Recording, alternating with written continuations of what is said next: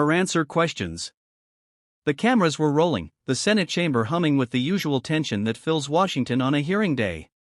The crowd in the back whispered, phones ready, reporters poised. But no one, absolutely no one, was prepared for what was about to unfold when Senator John Kennedy leaned into his microphone and fixed his sharp Louisiana drawl on Senator Patty Murray. "Ma'am," he said slowly, eyes narrowing, "you can silence a witness, but you can't silence the truth." That line hit the room like a thunderclap.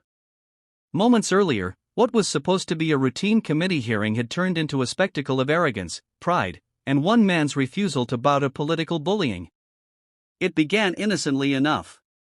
The witness, a soft-spoken education expert named Dr. Elaine Porter, had been invited to testify about failures in the federal funding system for rural schools. Kennedy, known for his witty charm and no-nonsense approach, had prepared for days. He believed deeply in giving a voice to those forgotten by bureaucracy. But Patty Murray, the senior senator presiding over the hearing, had other plans. Her tone from the start dripped with condescension. She cut off witnesses, lectured her colleagues, and twisted data to fit her narrative. It wasn't debate, it was domination. When Dr. Porter began explaining how federal funds were being misused at the state level, Murray interrupted. "That's outside the scope of your testimony," she snapped. "Actually, Senator," Porter tried to clarify, "the misuse is the very reason rural schools are collapsing." "I said," Murray raised her voice, "that's not relevant to this hearing." The room fell silent.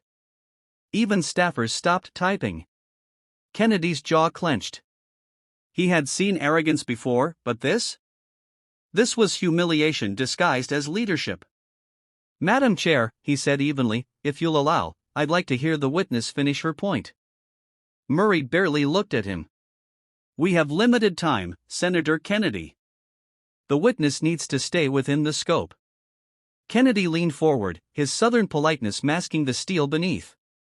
"Well, with respect, Senator, if we start defining scope as whatever keeps us comfortable, we might as well call this a storytelling hour instead of a hearing." A low murmur rippled through the chamber. Cameras zoomed in.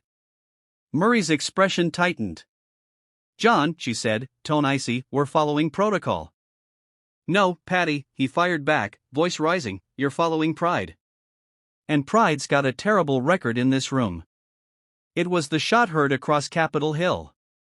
Dr. Porter, visibly shaken, looked down at her notes. Kennedy caught her eye and nodded. "Ma'am," he said gently, "you have the floor. Tell the truth. We'll protect it." She hesitated. "Senator, I..." "Go on," Kennedy urged. "You earned your seat here, not your silence." That's when everything shifted. Dr. Porter, voice trembling at first, began recounting stories from forgotten towns. "Gee,